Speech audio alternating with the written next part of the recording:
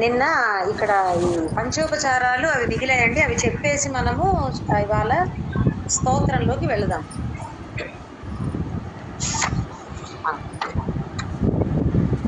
లం పృథివీ తత్వాత్మికాయై శ్రీలలితాదేవ్యై గంధం పరికల్పయామి. లం పృథివీ తత్వాత్మికాయై శ్రీలలితాదేవ్యై గంధం పరికల్పయామి. లం పృథివీ తత్వాత్మికాయై శ్రీలలితాదేవ్యై గంధం పరికల్పయామి. లం పృథివీ తత్వాత్మికాయై శ్రీలలితాదేవ్యై గంధం పరికల్పయామి. అందరూ చూసుకోండి. పృథివీ థ పలకాలండి, థ కాదు, మహాప్రాణం ఉంది. పృథివీ అన్నారు. హం ఆకాశతత్వాత్మికాయై శ్రీలలితాదేవ్యై పుష్పం పరికల్పయామి. హం ఆకాశతత్వాత్మికాయై శ్రీలలితాదేవ్యై పుష్పం పరికల్పయామి. హం ఆకాశతత్వాత్మికాయై శ్రీలలితాదేవ్యై పుష్పం పరికల్పయామి. హం ఆకాశతత్వాత్మికాయై శ్రీలలితాదేవ్యై పుష్పం పరికల్పయామి. యం వాయుతత్వాత్మికాయై శ్రీలలితాదేవ్యై ధూపం పరికల్పయామి. యం వాయుతత్వాత్మికాయై శ్రీలలితాదేవ్యై ధూపం పరికల్పయామి. యం వాయుతత్వాత్మికాయై శ్రీలలితాదేవ్యై ధూపం పరికల్పయామి. యం వాయుతత్వాత్మికాయై శ్రీలలితాదేవ్యై ధూపం పరికల్పయామి. రం తేజస్తత్వాత్మికాయై శ్రీలలితాదేవ్యై దీపం పరికల్పయామి. తేజస్తత్వాత్మికాయ రం తేజస్తత్వాత్మికాయై శ్రీలలితాదేవ్యై దీపం పరికల్పయామి. రం తేజస్తత్వాత్మికాయై శ్రీలలితాదేవ్యై దీపం పరికల్పయామి. రం తేజస్తత్వాత్మికాయై శ్రీలలితాదేవ్యై దీపం పరికల్పయామి. వం అమృతతత్వాత్మికాయై శ్రీలలితాదేవ్యై అమృత నైవేద్యం పరికల్పయామి. అమృత అన్న మాట తేల్చి చెప్పాలి వక్రసుడి, అమృత అని అనకూడదు. అందరూ చూసుకోండి. వం అమృతతత్వాత్మికాయై శ్రీలలితాదేవ్యై అమృత నైవేద్యం పరికల్పయామి. వం అమృతతత్వాత్మికాయై శ్రీలలితాదేవ్యై అమృత నైవేద్యం పరికల్పయామి. వం అమృతతత్వాత్మికాయై శ్రీలలితాదేవ్యై అమృత నైవేద్యం పరికల్పయామి.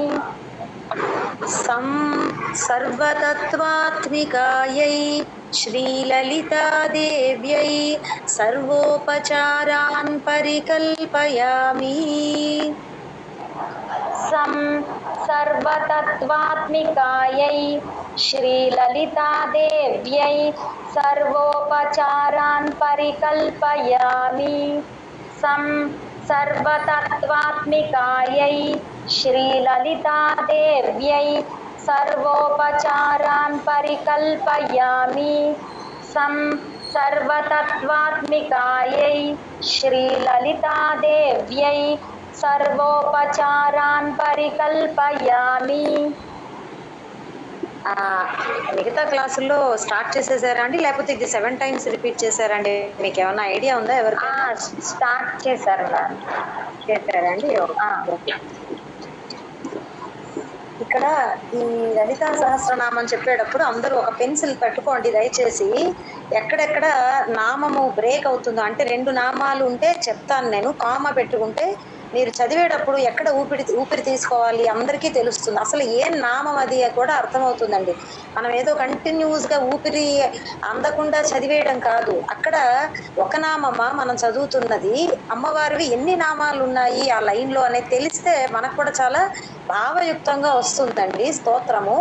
మీనింగ్స్ అని కాదు, జస్ట్ నామం ఎన్ని నామాలో చెప్తాను. కోమాలు పెట్టుకుంటే మీరు ఏ పుస్తకమైనా పర్వాలేదు, మీకు ఉపయోగపడుతుందని చెప్తున్నాను. నెక్స్ట్ టైం ఎప్పుడైనా ఎవరైనా పారాయణ చేసుకునేటప్పుడు మీకు చాలా ఉపయోగంగా ఉంటుందండి. అలా చూసుకోండి. అది శ్రీమాతా శ్రీ మహారాజ్ఞి. ఇక్కడ 2 నామాలు ఉన్నాయి, శ్రీమాత శ్రీ మహారాజ్ఞి. చెప్పండి. శ్రీమాతా శ్రీ మహారాజ్ఞి, శ్రీమాతా శ్రీ మహారాజ్ఞి, శ్రీమాతా శ్రీ మహారాజ్ఞి. శ్రీమత్ సింహాసనేశ్వరీ, శ్రీమత్ సింహాసనేశ్వరీ, శ్రీమత్ సింహాసనేశ్వరీ, శ్రీమత్ సింహాసనేశ్వరీ.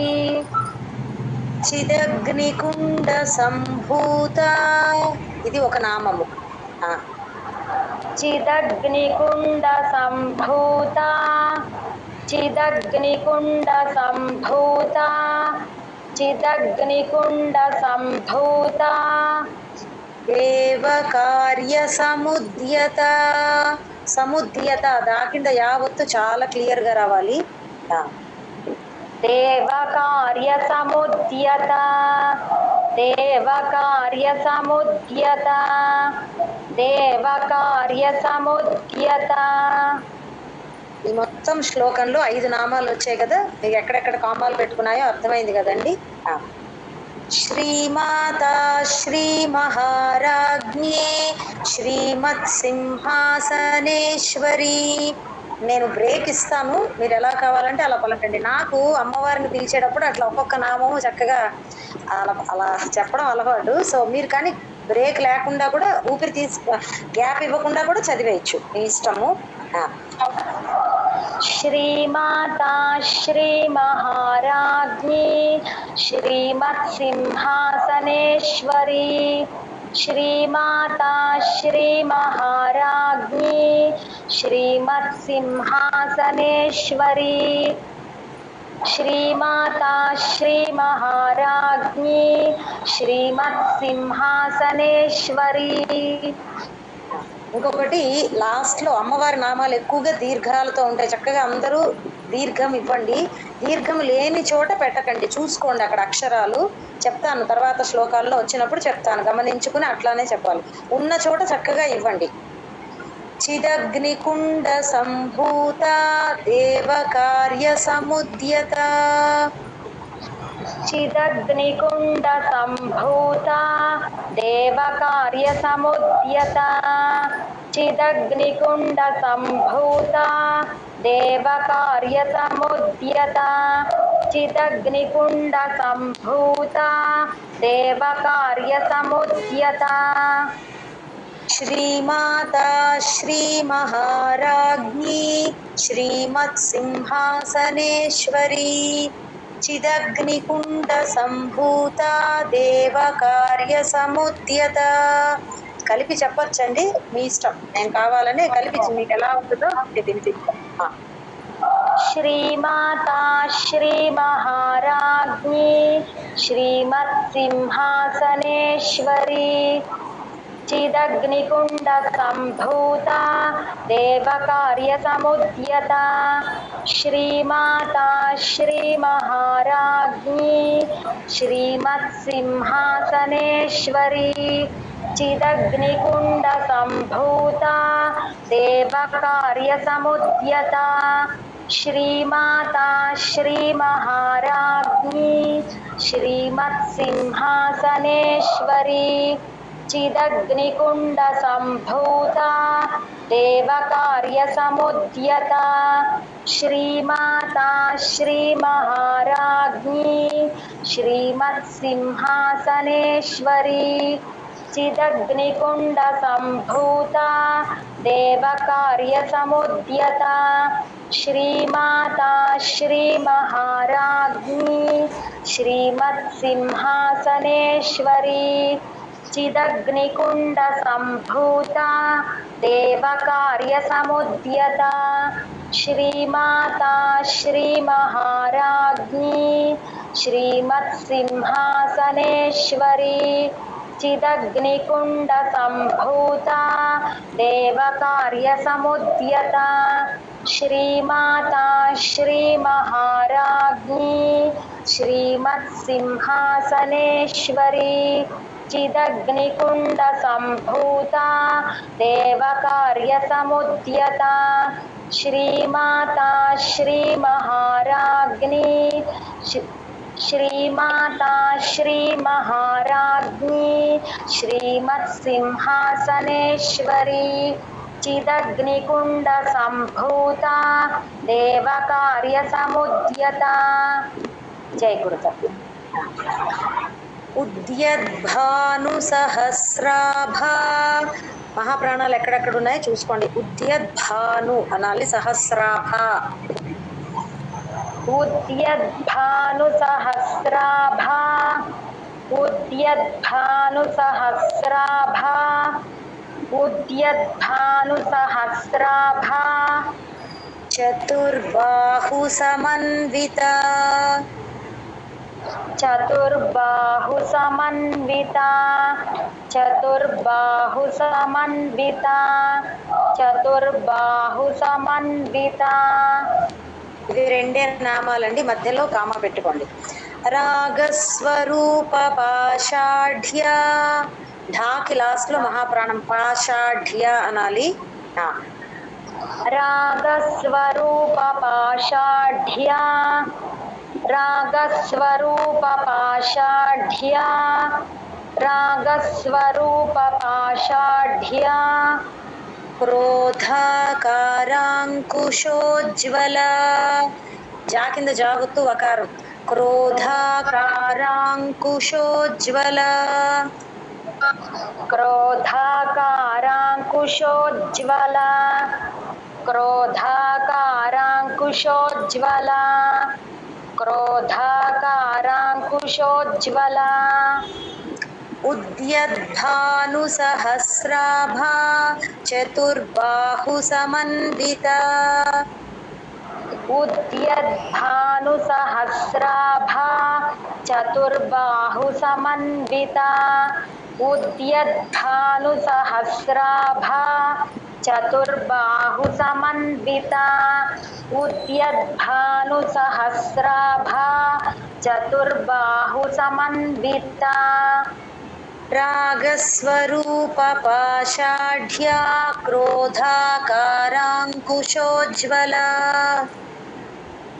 రాగస్వరూప పాషాఢ్యా క్రోధాకారాంకుశోజ్వల రాగస్వరూప పాషాఢ్యా క్రోధాకారాంకుశోజ్వల రాగస్వరూప పాషాఢ్యా క్రోధాకారాంకుశోజ్వల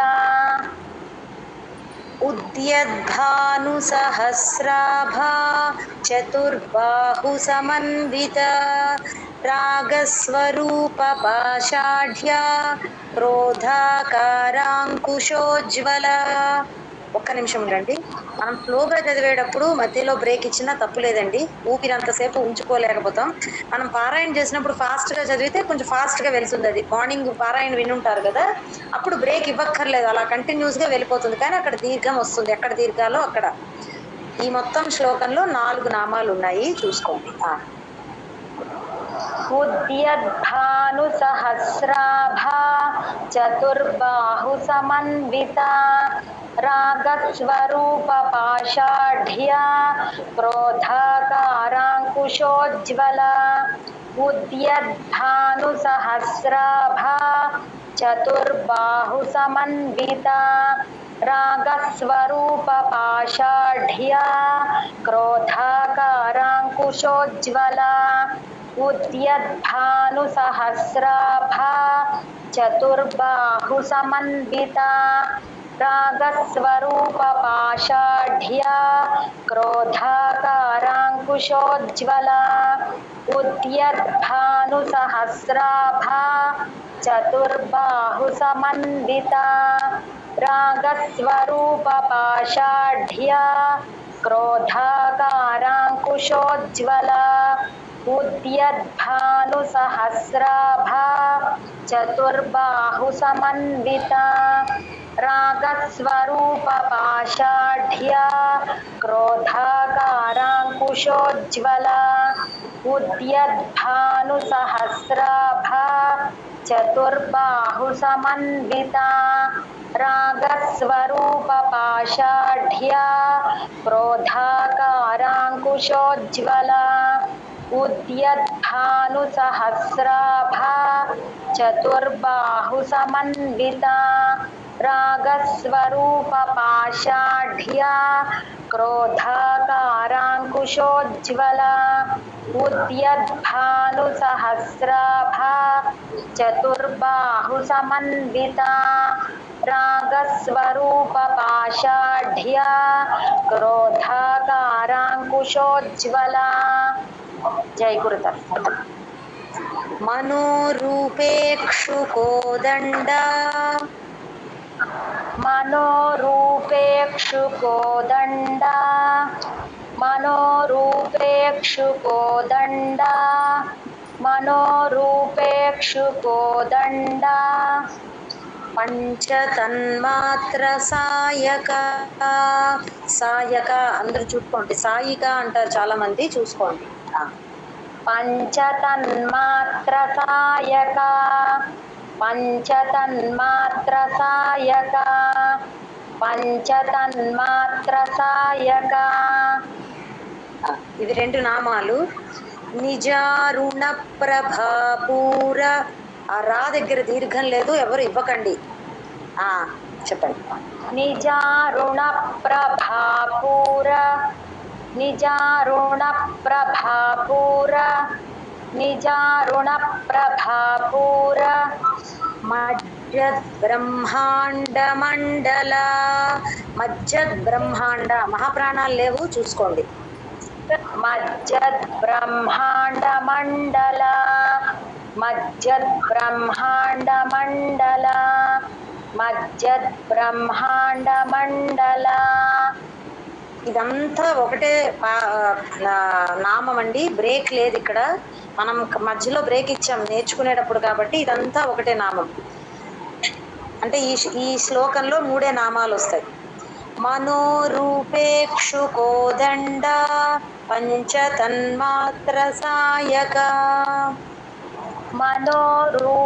మనోరూపేక్షుకోదండ పంచతన్మాత్ర సాయక మనోరూపేక్షుకోదండ పంచతన్మాత్ర సాయక మనోరూపేక్షుకోదండ పంచతన్మాత్ర సాయక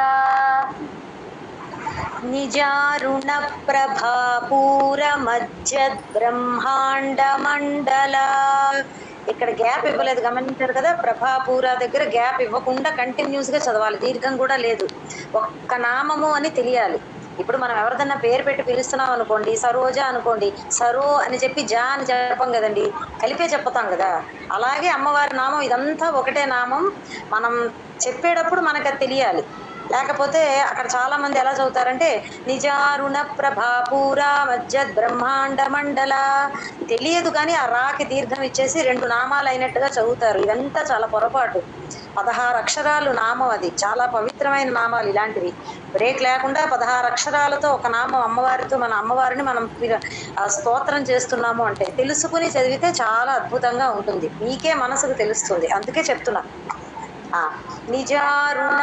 ప్రభాపూరమజ్జద్బ్రహ్మాండమండల. చెప్పండి చెప్పండి. నిజారుణ ప్రభాపూరమజ్జద్బ్రహ్మాండమండల. నిజారుణ ప్రభాపూరమజ్జద్బ్రహ్మాండమండల. నిజారుణ ప్రభాపూరమజ్జద్బ్రహ్మాండమండల. మనోరూపేక్షుకోదండ పంచతన్మాత్ర సాయక నిజారుణ ప్రభాపూరమజ్జద్బ్రహ్మాండమండల. మనోరూపేక్షుకోదండ పంచతన్మాత్ర సాయక నిజారుణ ప్రభాపూరమజ్జద్బ్రహ్మాండమండల. మనోరూపేక్షుకోదండ పంచతన్మాత్ర సాయక నిజారుణ ప్రభాపూరమజ్జద్బ్రహ్మాండమండల. మనోరూపేక్షుకోదండ పంచతన్మాత్ర సాయక నిజారుణ ప్రభాపూరమజ్జద్బ్రహ్మాండమండల. మనోరూపేక్షుకోదండ పంచతన్మాత్ర సాయక నిజారుణ ప్రభాపూరమజ్జద్బ్రహ్మాండమండల. మనోరూపేక్షుకోదండ పంచతన్మాత్ర సాయక నిజారుణ ప్రభాపూరమజ్జద్బ్రహ్మాండమండల. మనోరూపేక్షుకోదండ పంచతన్మాత్ర సాయక నిజారుణ ప్రభాపూరమజ్జద్బ్రహ్మాండమండల. మనోరూపేక్షుకోదండ పంచతన్మాత్ర సాయక నిజారుణ ప్రభాపూరమజ్జద్బ్రహ్మాండమండల. జై గురుదత్తం. చంపకాశోక పున్నాగ, అక్కడ దీర్ఘం లేదు గాకి. చంపకాశోక పున్నాగ. చంపకాశోక పున్నాగ. చంపకాశోక పున్నాగ. సౌగంధికలసత్కచ. సౌగంధికలసత్కచ. సౌగంధికలసత్కచ. సౌగంధికలసత్కచ. కురువిందమణిశ్రేణి, అక్కడ దీర్ఘం ఉంది. కురువిందమణిశ్రేణి. కురువిందమణిశ్రేణి. కురువిందమణిశ్రేణి. కనత్కోటీరమండిత. కనత్కోటీరమండిత. కనత్కోటీరమండిత. కనత్కోటీరమండిత. ఇక్కడి నుంచి దాదాపుగా 18వ శ్లోకం వరకు మొత్తం అంతా 16 అక్షరాల నామాలు అంతా కలిపి ఒకటే నామం అండి. మనం బ్రేక్ ఊరికిన నేర్చుకోవడానికి ఇస్తున్నాం అంతే. చంపకాశోక పున్నాగ సౌగంధికలసత్కచ. చంపకాశోక పున్నాగ సౌగంధికలసత్కచ. చంపకాశోక పున్నాగ సౌగంధికలసత్కచ. చంపకాశోక పున్నాగ సౌగంధికలసత్కచ. కురువిందమణిశ్రేణి కనత్కోటీరమండిత. ఆ శ్రేణి దగ్గర దీర్ఘం వచ్చినా అది ఇదంతా కలిపి ఒకటే నామం. కురువిందమణిశ్రేణి కనత్కోటీరమండిత. కురువిందమణిశ్రేణి కనత్కోటీరమండిత. కురువిందమణిశ్రేణి కనత్కోటీరమండిత. చంపకాశోక పున్నాగ సౌగంధికలసత్కచ. कुरुविन्दमणिश्रेणी कनत्कोटीरमण्डिता चम्पकाशोकपुन्नागसौगन्धिकलसत्कचा कुरुविन्दमणिश्रेणी कनत्कोटीरमण्डिता चम्पकाशोकपुन्नागसौगन्धिकलसत्कचा कुरुविन्दमणिश्रेणी कनत्कोटीरमण्डिता चम्पकाशोकपुन्नागसौगन्धिकलसत्कचा कुरुविन्दमणिश्रेणी कनत्कोटीरमण्डिता चम्पकाशोकपुन्नागसौगन्धिकलसत्कचा कुरुविन्दमणिश्रेणी कनत्कोटीरमण्डिता चम्पकाशोकपुन्नागसौगन्धिकलसत्कचा कुरुविन्दमणिश्रेणी कनत्कोटीरमण्डिता चम्पकाशोकपुन्नागसौगन्धिकलसत्कचा कुरुविन्दमणिश्रेणी कनत्कोटीरमण्डिता चम्पकाशोकपुन्नागसौगन्धिकलसत्कचा कुरुविन्दमणिश्रेणी कनत्कोटीरमण्डिता जय गुरुदेव